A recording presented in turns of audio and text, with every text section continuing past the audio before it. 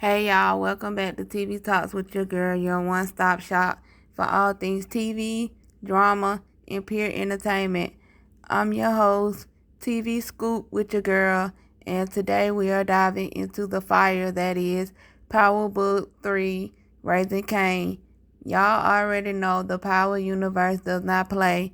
In this prequel, woo! It's taking us all the way back to the beginning of one of the most notorious characters in Power history, Kanan Stark. Now listen, we knew Kanan was a stone cold killer from the original series, but now we get to see why he became that way. And baby, episode 1, titled Back in the Day, wastes no time throwing us straight into the deep end. If you haven't seen it yet, go ahead and watch it first because we're about to get into all the spoilers. Let's go. Back in the Day, a ruthless beginning. Alright, so we started off in 1985 and we met a young baby-faced Kanan who is not the savage we know yet. In fact, he's getting his behind handed to him in a schoolyard fight. And when I tell you the way this boy ran after getting jumped, I mean full on sprinted. I felt that in my soul. Now, in any other household, his mom would have hugged him, told him it's okay, maybe even put some ice on his face, but nah, this is Power, and Kanan's mom, Raquel Thomas, is built different. She ain't raising no punk. She grabs a sock, loads it with batteries, yes, batteries, y'all, and says, "We're going back." Woo! This woman drove her son back to the park and told him to handle his business or else he'd have to deal with her. And let's be honest, Raw is way scarier than any kid on that playground. So Kanan swings and baby, it's like a light bulb goes off in his head. This is his first taste of power. He's not just a scared little boy anymore. He's a kid who's learning how to survive by any means necessary. And right then and there, we know this boy is about to become a problem. Kanan's smart, but now let's talk about Kanan's future. Because despite growing up in the streets of Jamaica, Queens, the boy is smart as hell. His school principal is out here trying to get him into an elite private school, saying, Kanan, you got a future, boy. You don't have to be in these streets. And Kanan, he's like, I am these streets. Meanwhile, his mom, Raquel, is like, boy, if you don't take this golden opportunity and run with it, she truly wants better for him, but you can tell deep down he's already made his choice. It's a classic case of nature versus nurture, and we all know which side wins in this show. Meet the crew, Jukebox, Devonna, and the uncles.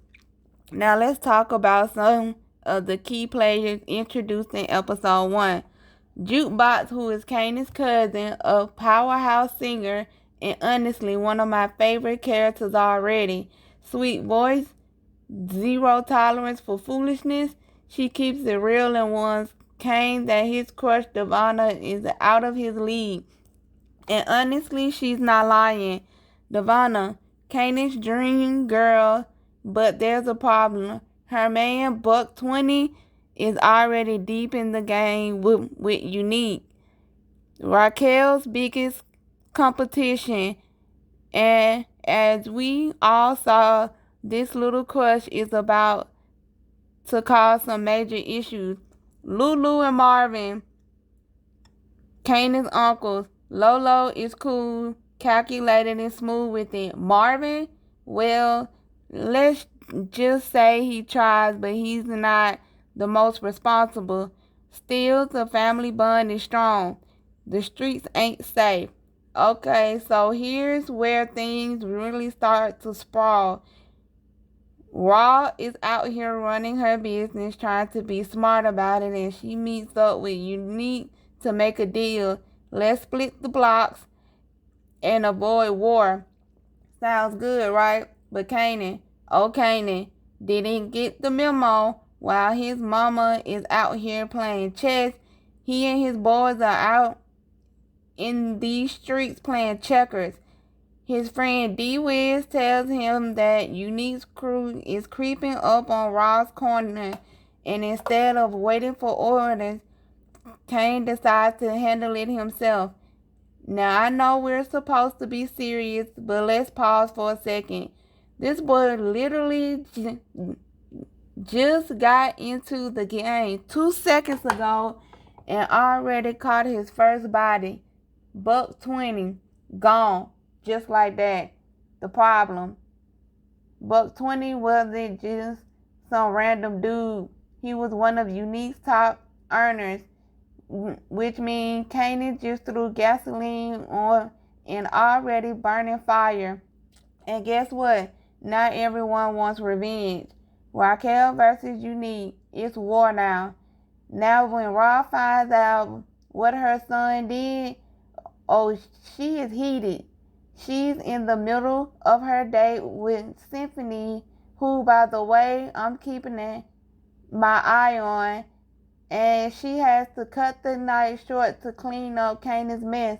And Unique, he is not happy. He tells Raw straight up, look, I can't control my guys. They're coming for blood now. Translation, this means war. And Raw, oh, she ain't bagging down. Instead of, she takes Kanan to learn how to shoot a gun. I mean, talk about parenting, huh? Most moms teach their kids how to ride a bike. Raw is teaching Kanan how to hold a Glock. Different kind of motherly love. Y'all, this first episode delivered. It set the tone, introduced the key players, and showed us exactly why Kanan ended up the way he did. The mix of family, loyalty, and street politics, chef kiss. But let's be real, Kanan is already making raw choices. And Raw, she's one of the baddest women in power history already. She loves her son, but will her love for him be her ultimate weakness? I guess we'll have to see. That's it for today's recap, y'all. But I want to hear from you. Do you think Kanan should have gone to that private school? Or was he already destined for the streets, and was Raw right to bring him into the game? Or did she just seal his fate? Hit me up on social media, drop your comments, and let's keep this convo going. Don't forget to like, subscribe, and tune in next week as we break down episode 2. Power never ends, and neither do we. Until next time, stay safe, stay out the streets, and keep watching great TV.